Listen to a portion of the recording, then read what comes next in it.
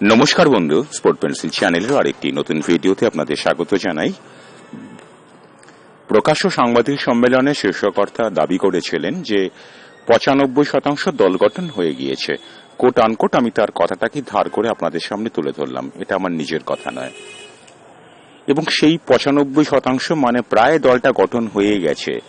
দলটা কেমন গঠন হলো সে সম্পর্কে খোঁজ খবর নিতে গিয়ে আমার মতন করে আমি অত্যন্ত ক্ষুদ্র একজন ইউটিউবার যেটা জানতে পারলাম বন্ধু, যে ইস্টবেঙ্গল দলে, ভারতের জাতীয় দলে খেলা কোন ফুটবলার যারা ছিলেন ওই নাওরে মহেশ সিং, লালচুনুঙ্গা, নন্দকুমার বাদ দিন, এমন কোন ফুটবলারকে ইস্টবেঙ্গল ক্লাব নিতে পারেননি যিনি জাতীয় দলে, মূল দল তো দূরের কথা, অন্তত প্রাথমিক দলে গোটা ৪০ জন যখন ডাকতেন এগার্স টিম ম্যাচ, তিনি এখন নেই। এরকম কোন ফুটবলারকে এখনো পর্যন্ত ইস্টবেঙ্গল ক্লাব নিতে পারেনি। ইস্টবেঙ্গল ক্লাব যেটা করতে পেরেছে, বিদেশি ফুটবলারদের মধ্যে একটা তালাল, একটা দিমিত্রিয়াসকে তারা নিয়েছে। পুরনো ৩টে ফুটবলার, বিদেশি ফুটবলারকে তারা ধরে রাখতে পেরেছে।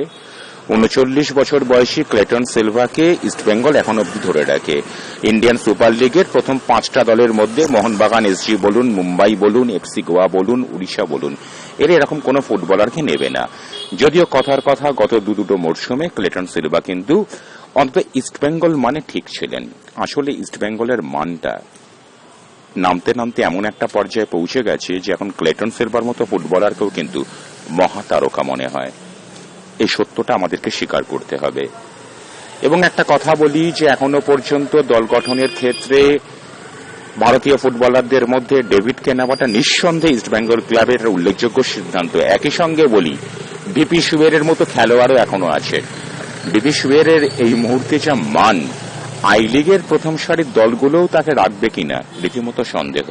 তিনি ইস্টবেঙ্গল ক্লাবে আগামী মরশুমেও বহাল তবিয়তে থাকছেন, অন্তত আজকের দিনে দাঁড়িয়ে আমরা কথাটা বলতে পারি।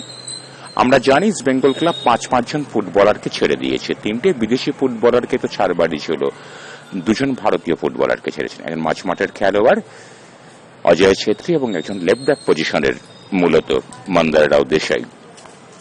এই দুটো ফুটবলারের বিকল্প আজকের দিনে দাঁড়িয়েও ইস্টবেঙ্গল ক্লাবে নেই। অত্যন্ত স্পষ্ট ভাষায় বললাম। শোনা যাচ্ছে এই মাসের শেষে ইস্টবেঙ্গল ক্লাব তার দলটা আনুষ্ঠানিকভাবে ঘোষণা করবে। আপনাদের জানাই বন্ধু, এ মাসের শেষ কেন, জুলাই মাসের মাঝামাঝির আগে ইস্টবেঙ্গল ক্লাবের পক্ষে তাদের দল ঘোষণা করা সম্ভব নয়। কথাটা আজকে আমি বললাম, মিলিয়ে নেবেন যে 15ই জুলাই না পেরোলে, তার কারণ ৯৫% দল গঠনের দাবি করা সত্ত্বেও ইস্টবেঙ্গল দলটা এখনো পর্যন্ত দাঁড়িয়ে রয়েছে পুরনো কিছু ফুটবলারের ওপরে, মোটামুটি ওই জুনিয়র ফুটবলারদের মধ্যে। এর মধ্যে কিন্তু সব থেকে বড় যে থাবাটা বসাতে চলেছে মোহনবাগান। সত্যি করে বলতে হয় বন্ধু, যে টাকার প্রতিযোগিতাতে মোহনবাগান প্রত্যেকটা মুহূর্তে ইস্টবেঙ্গল ক্লাবকে এই মুহূর্তে বিট করছে। এমন একটা দিন ছিল যে দিন পদে পদে মোহনবাগানকে নাস্তানাবুদ করত এই ইস্টবেঙ্গল ক্লাব সব দিক থেকে। মোহনবাগানের অনেক পরে তৈরি হোক ইস্টবেঙ্গল ক্লাব ভারতীয় ফুটবলে যে ইতিহাস স্থাপন করেছে, মোহনবাগানকে এখন অনেক দূর যেতে হবে সেই ইতিহাসকে পার করার জন্য নয় বন্ধু, টপ করে তো পরে ছোবার জন্য। কিন্তু ইদানিংকালে ৪-৪টে মরশুম ইন্ডিয়ান সুপার লিগে ইস্টবেঙ্গলের খেলা হয়ে গেল, এবারে ৫ম মরশুম আসন্ন। এখনো পর্যন্ত প্রথম সারির কোন দল ইস্টবেঙ্গল ক্লাব তৈরি করতে পারল না। অনেকে সব কথা বললে পরে আমাকে মোহনবাগান সমর্থক মাছা হিসাবে দেখে দিন।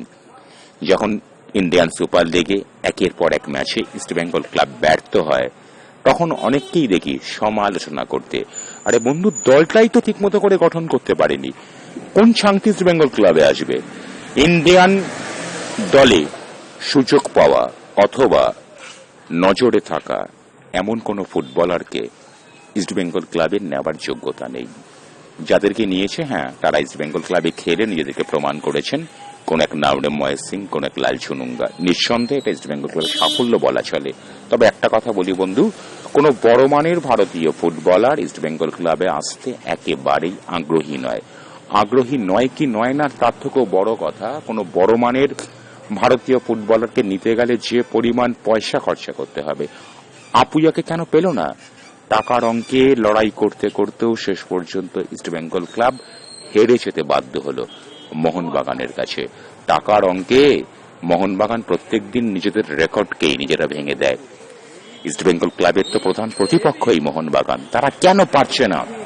আপনারা ইস্টবেঙ্গল সমর্থকরা ভেবে দেখুন, আমরা কেন হঠাৎ করে গত কয়েকটা মরশুম মোহনবাগানের সঙ্গে দল গঠনের ক্ষেত্রে কেন পাল্লা দিতে পারছি না? অনেকে বলছেন মোহনবাগান একটা সেট আপ দল ছিল, কর্তাও বলেন, ওই শীর্ষকর্তাও বলেন, আজকার ভিড় তার নাম নেব না, তার নাম নিতে নিতে আমি ক্লান্ত হয়ে পড়েছি, তাই নামটা নিলাম না। নামটা নিলেও তাকে বোধহয় বেশি গুরুত্ব দেওয়া হয়ে যায়। যে কেন পারেন না কেন মোহনবাগানের সঙ্গে টক্কর দিতে, কেন পারছেন না কেন? আপনাদের সব থেকে বড় দুর্বলতা যে মোহনবাগান ক্লাবের সঙ্গে পাল্লা দেওয়ার মতো যোগ্যতাটাও আপনারা মোটামুটি লাস্ট 4 বছরে হারিয়ে ফেলেছেন। মোহনবাগান যেখানে নিজেদের রেকর্ড নিজেরাই ভাঙছে, টাকার পাহাড় সাজিয়ে বসে আছে, আপুইয়া ছাং থেকে নেবে না কাকে নেবে, গোটা ভারতীয় দলটাকেই তো বোধহয় মোহনবাগান নিয়ে ফেলেছে। সেখানে ইস্টবেঙ্গল ক্লাবের ক্ষমতা নেই যে প্রাথমিক দলে জায়গা পাওয়া 40টা ফুটবলারের মধ্যে 1-2জন ফুটবলারকে নেওয়ার। আমি দায়িত্ব নিয়ে বলি বন্ধু, এই মুহূর্তে কর্মকর্তারা যতই দাবি করুক মিলিয়ে নেবেন বন্ধু 1 মাস পরে। আজকে আমার সমালোচনা আপনারা করতেই পারেন, সত্যি কথা বলছি বন্ধু, তারালকে নেওয়াটা নিঃসন্দেহে একটা ভালো সিদ্ধান্ত। ক্রেসপো আছেন ভালো, আমাদের দিমিত্রিয়াসকে নিয়েছে, সেটাও নিঃসন্দেহে ভালো ব্যাপার, কিন্তু ভারতীয় ফুটবলার সে অর্থে এখনো পর্যন্ত ইস্টবেঙ্গল ক্লাব নিতে পারেনি। ইস্টবেঙ্গল ক্লাবের রিজার্ভ বেঞ্চ এখনো পর্যন্ত শক্তিশালী নয়। কিছু জুনিয়র ফুটবলারকে ভরসা করে রয়েছে। পিবি বিষ্ণুয়ের দিকে থাবা বসিয়ে দিয়েছে মোহনবাগান, তাকে না টাকার অঙ্কে শেষ পর্যন্ত বিট করে, যদিও হয়তো পারবে